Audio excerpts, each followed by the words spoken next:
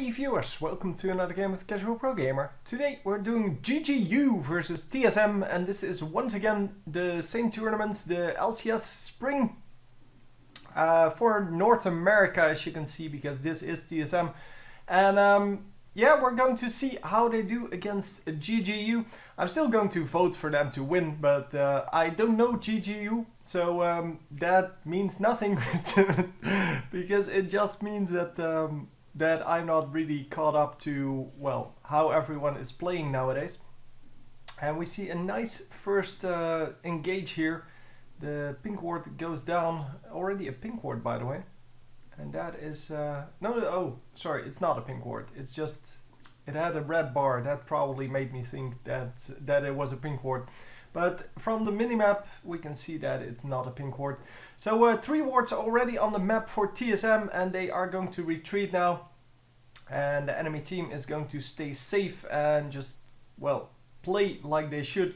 They have a Trundle in the jungle. That's something that we haven't seen in quite a while. Of course, TSM has the standard jungle with Nasus, which has been standard for a little bit now. Because, well, junglers nowadays, they just farm and farm and farm. They don't gank as much anymore. So it doesn't really matter that that he is kind of crappy in at ganking, because, well, he is still decent at ganking, I guess. But he's no Nunu or, well, no. Let's take a better example there. A Mumu or I don't know, Maokai, they come to mind for really good gankers.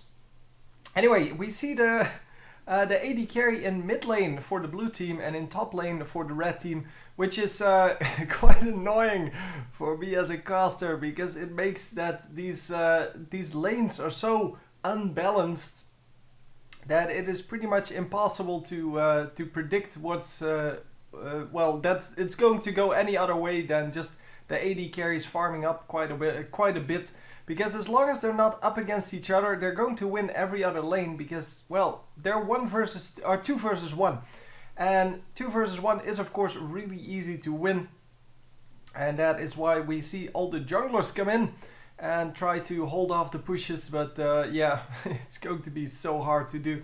Obviously, they're pushing into the towers as much as possible to deny the farm, and especially the gold, of course, because the experience is almost impossible to deny, especially at the tower. And we see Nasus just going to town on this red buff. He is going to try to last hit as much as possible with that Q, but obviously he doesn't have enough damage yet to just last hit the red buff. He did last hit both of the small minions, and going to stack up his Q with that. Obviously, he just needs to take out the red buff as soon as possible without losing too much health. And yeah, he's going to heal up quite nicely because, well, that's what he does. And going to help out the mid lane with that push that is coming in afterwards. So yeah, top lane Lulu with Caitlyn. That is quite of the standard setup nowadays. The Caitlyn is really good at just dominating the lane. Yeah, Kog'Maw really picked for his range, I'm assuming, because he of course has a very big range if he activates that W, and that of course also gives him plenty of damage, and the combination of that damage with that range makes him so powerful in lane. And well, the lane bullies are exactly what we want out of this 2 versus 1, because you need to keep harassing your opponent in order to stay ahead. Of course, Reginald here playing Zed is going to have a little bit of trouble farming up anything. He is trying to use his spells to pick up some minions, but as you saw, it takes quite a few spells if you mistime it. He did get the last hit, by the way, but with the 3rd spell he cast. Is that? Yeah, no, it's actually the 4th. The first one is of course the shadow itself. But yeah, the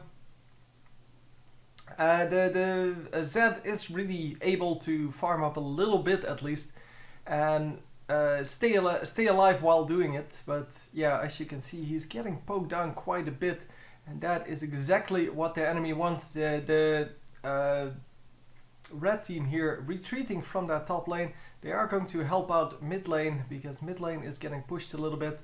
And they feel like they are ahead, I guess. It's 40 to 40, so no, they're not ahead.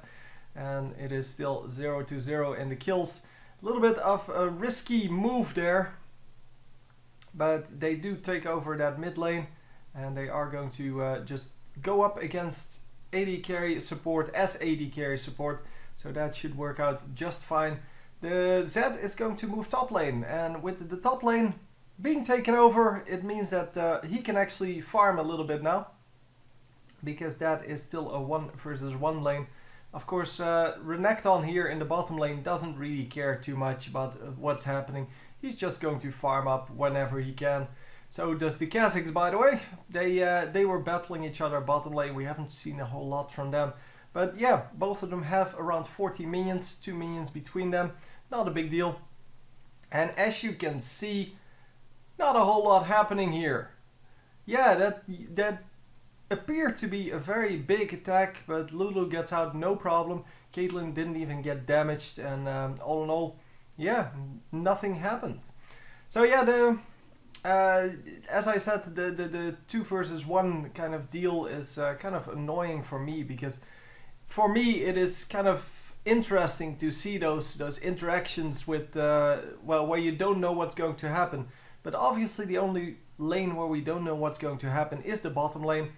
That is the only matched lane. The rest is all, yeah, just the 2 versus 1. And of course the 2 are going to farm and the 1 is not going to farm very well. But it seems that Zed has pulled off quite a bit of a lead. 15 minions ahead of his opponent, which is Twisted Fate, which was farming top lane. And yeah... hasn't really gotten a whole lot of last hits. 24 last hits currently versus the 43 on the enemy, so on the Zed. And yeah, that's pretty impressive. As I said, Zed can actually do it pretty nicely while staying alive. And yeah, they are going to keep pressuring this with the 2, because as long as they can zone out this Twisted Fate, he is not a real threat. Plus, as long as they can keep him in top lane, he can't help out the bottom lane, and that is a big deal with that ultimate, because that ultimate is so strong at ganking all over the map. But that is why you play him mid lane, because if you play him mid lane, yeah, he is going to be able to gank across the entire map. And of course it used to be a global ultimate, but they removed that, so now it actually matters where you are. And wow, watch that. Yeah, the insane damage from the assassin that is Kazakhs, just coming on to that Renekton like nobody's business, and Renekton gets out at very low health, but he is still alive. So yeah, there's that. I mean, as long as you're alive, so it's all good. And of course it does suck a little bit, but well, yeah, well. Renekton is kind of used to taking a lot of beating, so as long as he stays alive, he will be in no trouble. Yeah, Kazakh just recalled, so Renekton is going to be able to farm up at least 1 minion wave before he comes back. In the meantime, both of the teams pick up their buffs. The red buff for the Nasus, the blue buff there for, I'm assuming, Twisted Fate. Didn't really see. The Nasus, yeah, has both buffs, so that is nice for him. And I guess nobody really needs it on this team. Zed really doesn't need a blue buff, although it's nice. It's nice to have cooldown reduction, but really not in this early game. He doesn't really care about that too much. And Nasus can profit from that cooldown reduction and that mana quite a bit more. And finally the first blood goes down. Very nice gank there from the Renekton, coming in very aggressively and actually making that work. And oh yeah, just harassing a bit. Not really doing that much yet with the attacks, but well, the harassment is of course well, a big part of the Caitlyn strategy and of the general strategy of 2 versus 1, because as long as you can harass people out of the lane, they cannot really come back from the deficit they're in. And as long as that's the case, you're going to be ahead. And as long as you're ahead, yeah, what's not to like about that? Anyhow, we are going to see how they can manage to hold this mid lane now. Because it seems that our Kog'Maw here is just spamming minion after minion with his basic attacks and just pushing the lane all day long. Finally, we do have Caitlyn coming in here. She was in mid lane a little bit earlier, but she couldn't really stay there too long. Yeah, really not too big a deal though. Yeah, they just pushed it back, and now we are going for Dragon, obviously. So the pink ward does go down in the correct spot, which is right in the entrance, and that means that you can see those kind of wards, because if you plant it out too far away, the enemy can still have wards in several places in the Dragon pit, and people keep forgetting that for some reason. Nobody has a teleport, so that top lane turret is pretty much dead there. Twisted Fate going to pick that up, no problem. Zed is going there, but I don't think he's going to be able to prevent the top lane from falling. Well, maybe for now, but yeah, there is no denying in this game, so there is no way to to not lose that tower. Basically, the next time someone comes in there, or whether it's a minion wave or a champion, they can easily take that out because it's at like 100 health. Which means that one more basic attack will probably do it. And yeah, that's just money in the bank. So yeah, the money is however not yet in the bank. And so we are currently 2k gold ahead with the TSM team. Even though they're only 1 kill ahead, 2k gold is a pretty big deal. Yeah, that means that they have been farming quite a lot more. Seeing from the minions top lane, or rather bottom lane in this game, did the same on both teams. There are now 6 minions between them, but on average they are about equal. It seems that Kha'Zix is farming up a little bit more now, but yeah, well, whatever. The jungler on the red side Nessus has done a little bit better than Trundle. But that's because Trundle has been in lane for quite a bit.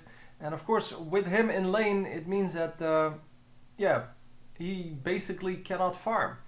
So then the mid laners already discussed that. Zed had a little bit of an advantage. He no longer has that, by the way. He now has an 10 minion advantage, which is not a big deal anymore. 15 was the top, I think, or thereabouts. So it is not a big deal anymore. The bottom laners are rather, yeah, well, the 2 AD carries, they pretty much have the same amount of minions, and the supports of course don't matter, because, well, both of them have like 10 minions, which really doesn't make a difference one way or the other. So even if you have 15 minions more than your opponent, because you have 15 and he has 0, it doesn't matter as a support. Although you can get some nice items, of course, in the early game, which generate a lot of gold. And you can see both of them went for the Philosopher's Stone. Then both of them are going to go for that, oh, forgot the name, come on, Sightstone, that's the one. Because the Sightstone is of course a big deal. So a little bit of an attack there from Nasus, but he doesn't really have enough mana to make it all work. He should be a little bit afraid, even though he probably has his ultimate up. And yeah, he does have his ultimate up, but I don't think he has enough mana to do everything. So to cast all of his spells and use his ultimate. And we do get the turret kill there. So that means 2 turrets for TSM and 0 for GGU. GGU, yeah, I don't know who they are, but they seem to be holding off reasonably, although they are 3k gold behind, so we have to start worrying about that. It is about 16%, so 16% behind. Obviously it's early game, so the percentage seems more in the early game, or is more in the early game than in the later game. But yeah, if they keep 16% behind, then yeah, we're going to be in a little bit of trouble here. And obviously that is not where we want to be. So blue buff getting taken, but I'm assuming Twisted Fate is coming up to take that, and yes, he is there now, and he is going to take out the blue buff, no problem. Zed, in the meantime, taking some damage from the minions, but that should be no problem, because he is picking up quite a few minions there, and just getting them for free. Nothing he has to do for that, and currently, well, about 20 minions ahead again. So yeah, Twisted Fate is of course going to go to the top lane now and pick up the same amount of minions, so then kind of all falls back to 0 again. Well, I guess that will still be a little bit ahead, but anyway, it doesn't matter. Those few minions really don't matter. It matters from, I guess, 20, 30 minions onward. Then we're going to, if you have 30 minions on your opponent, then it becomes a problem. But other than that, yeah, it really isn't too big of a deal. So the bottom laners, or the AD carries, exactly equal now. 142, 142. Yeah, for the rest, they're just, yeah, holding their ground. And, well, Sona took a bit of damage there. She has to be a little bit careful at least, but she does have an ultimate up, so any aggression should be met with just an ultimate, and she should be able to stay alive. But, well, she overextends and she gets slowed by Nasus, for example, or she gets stunned and then slowed by Nasus. That would really suck, because then she will die instantly and she will not have a chance to do anything, because, well, that slow is good enough to kill her before that, after the stun wears off, before that stun makes any difference, basically. And yeah, they are going to go aggressive on this mid tower now, because there are so many TSM members around this. 4 of them are around this, the 5th one is coming up, but, well, the GGU team notices that. They notice that nobody is in the bottom, nobody is in the top lane, and they are just going all mid, all mid. Come on, just get something done. Obviously, none of the teams, or neither of the teams, wants to actually engage in this, for the simple reason that whoever engages is in the, well, the forward position that you don't want to be in. And both teams do have some nice, well, start of fights, so nice initiates, but both of them really don't want to risk it for now, because the problem is, well, you're alone when you initiate in a fight. You're all alone until the rest of your team shows up, and here comes the Renekton. He is going to take some damage, going to go back out. Didn't really take that many skills out. He was probably hoping for some ultimates, but they didn't fall for it, and yeah, he took quite a bit of damage anyway. So yeah, recalling and healing back up, and I guess we're kind of waiting for the rest of this, well, for the rest of this team to actually, well, engage on this. Yeah, they are going to take out a tower, because with Renekton gone, TSM really couldn't stand there and take all the poke.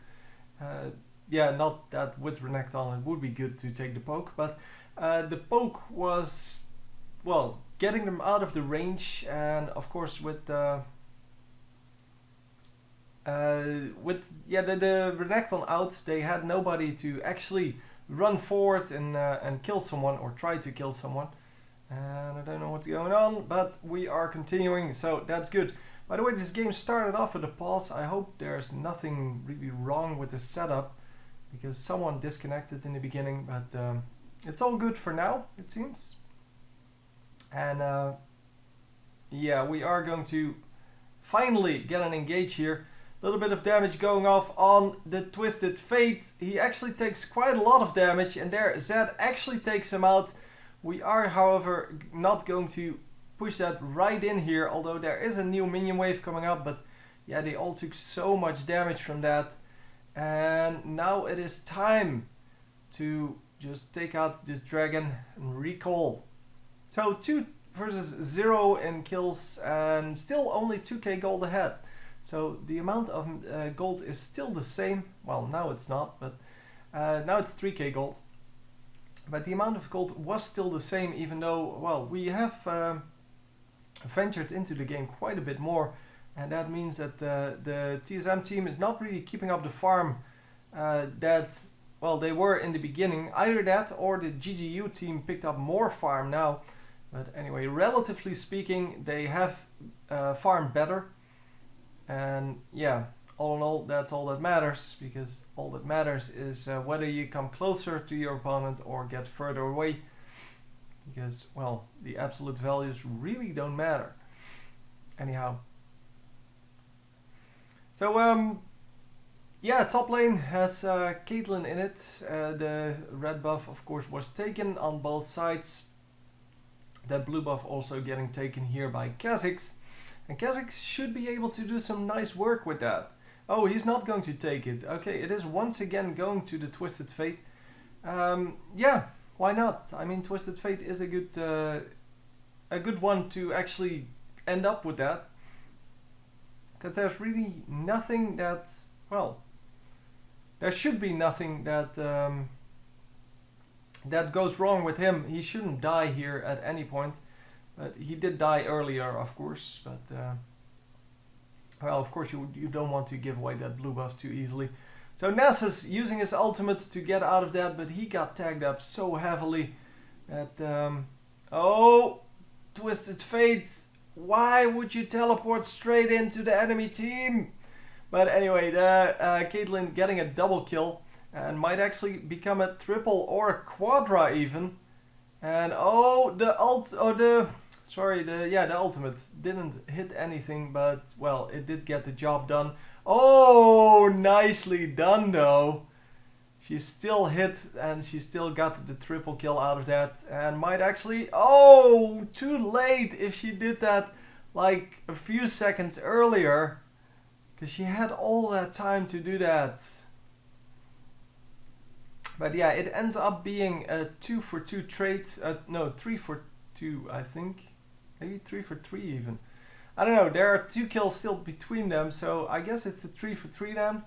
It's just that Caitlyn picked up 3 kills there, and that is of course a huge deal. Kha'Zix also picked up 2 kills. That is also a very, very big deal.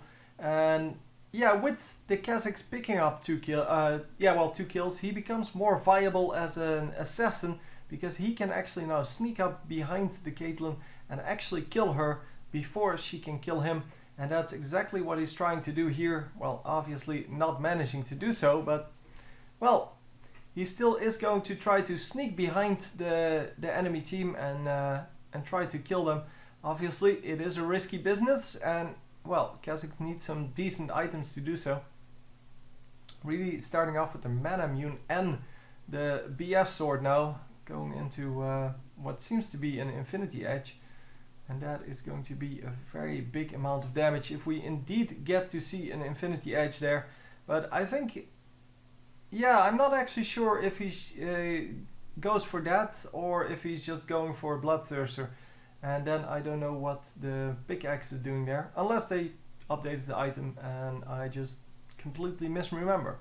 But yeah, the longsword kind of tells us that he's going for that Vampiric Scepter, which is of course a very nice item to have as any AD champion, but especially as a melee champion, because that lifesteal is so important. And here we go once again with the Twisted Fate jumping right on top of someone that can actually kill him, but this time it works out because Kha'Zix is there. Kha'Zix gets the kill, but look how close it came to that kill actually being on the enemy side. And yeah, that is exactly why Twisted Fate shouldn't really teleport in straight on top of someone, because you can see when he's coming in, so you can do the damage right at the moment he appears without him being able to do anything about that. And of course the trick with the hourglass is pretty nice. I mean, you can use the hourglass trick to prevent all the skills that are being launched at you, but yeah, you can't prevent the first one. And yeah, he took quite a bit of damage from Kha'Zix anyway. So yeah, we are currently 4-6, so still 2 kills between us, and that is of course because Karkmo died, and yeah, they gave away that 1 kill. So 4 kills now on Caitlyn, while Turtle has been having a very good tournament. This is his first tournament for TSM, and yeah, he's been having a blast with a pentakill on his first appearance, and yeah, obviously is doing a good job here. And even though some people may not like him, I like his style. I like that he's farming a lot, and I like that he's confident enough in his team that he actually dares to be forward in his team and relying on his teammates to actually do the damage that is required to save him from certain death at the hands of, for example, Kha'Zix. And as you can see, everyone in mid lane, except for one guy on each team that was in bottom lane, they seem to have disengaged from the fight. And yeah, the dragon is once again coming up. And right at that moment, of course, the TSM team is standing by to just pick that up. Yeah, the Oracle's now on Lulu, and Lulu is just going to clear that whole side of wards. There were no wards there, but still, she cleaned them out if they were there, so they knew there was no ward there. And just getting the easy kill on the dragon. Once again, getting 1k gold advantage out of that.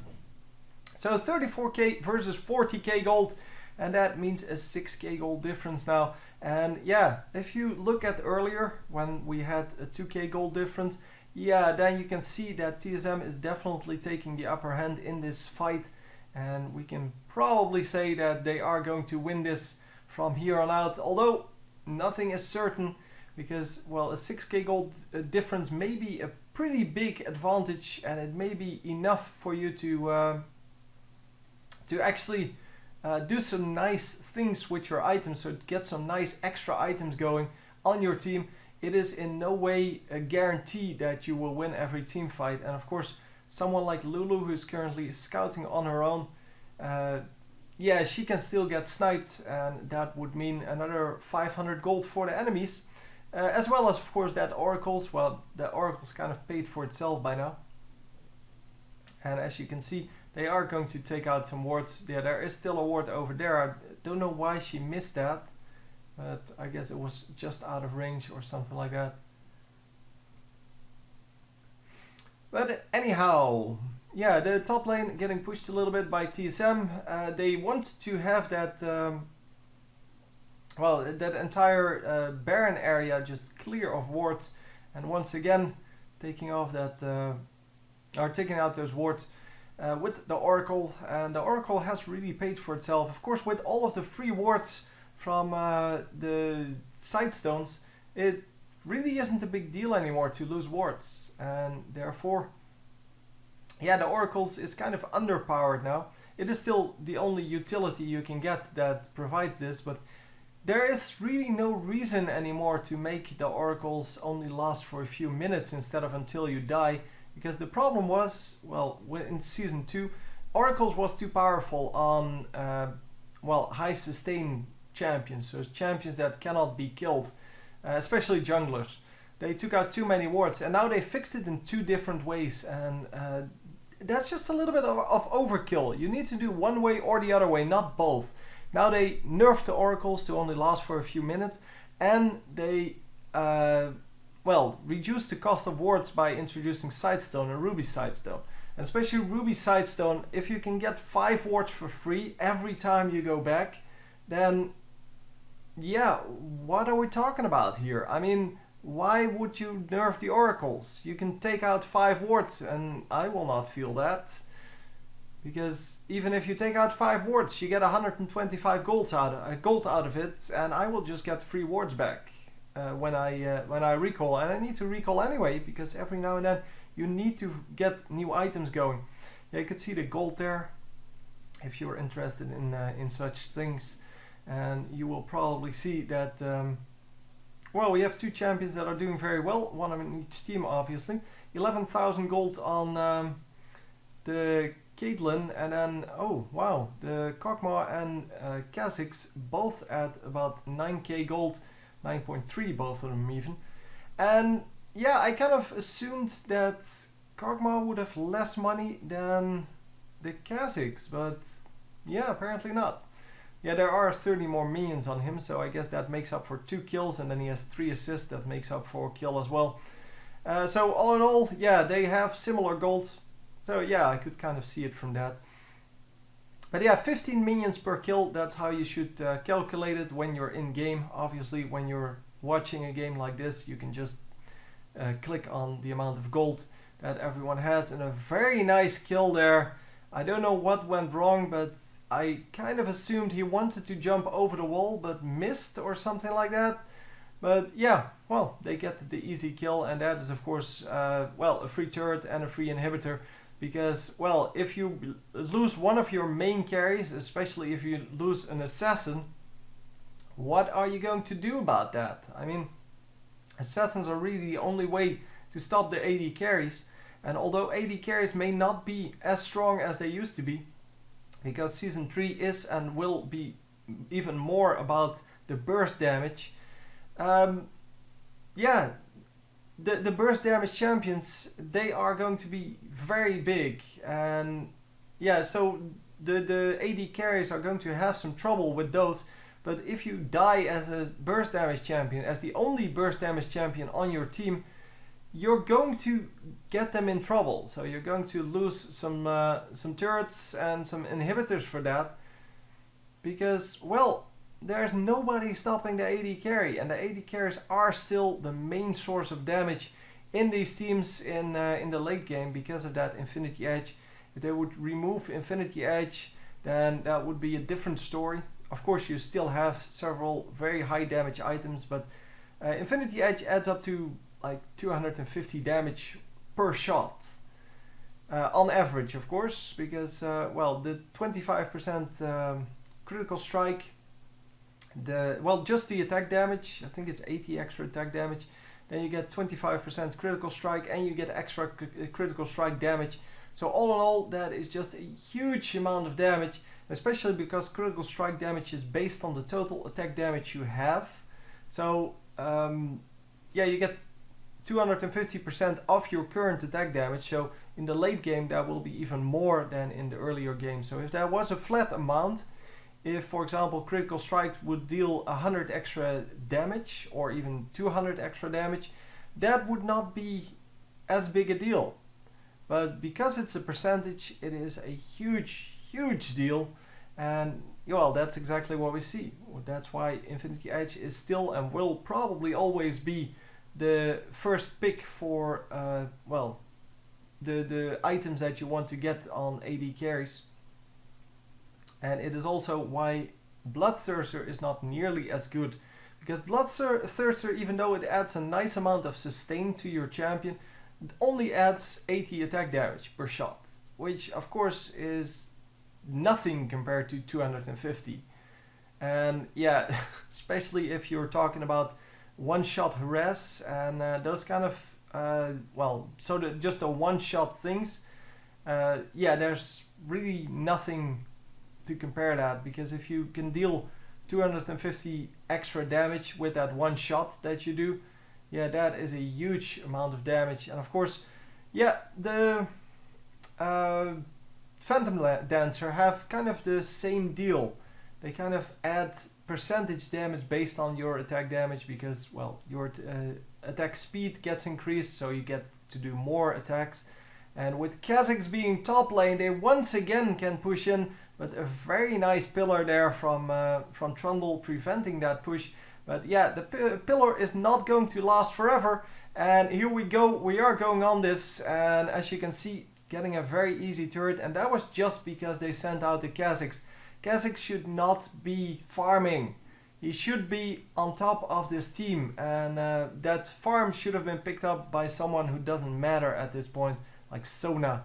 I don't know, or maybe even Twisted Fate, who just shoots some cards through it and then can come back if he wants, or just use his ultimate to teleport into the position he wants to be in. But this is pretty much over, and yeah, we're going to see one more fight here.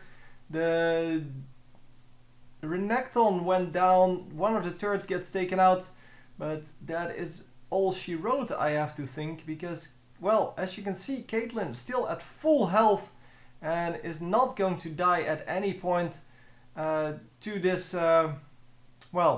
this damage. Just could stay alive all game, no problem. Very easy win for TSM. Anyway, hope you enjoyed, and I will see you next time. GG!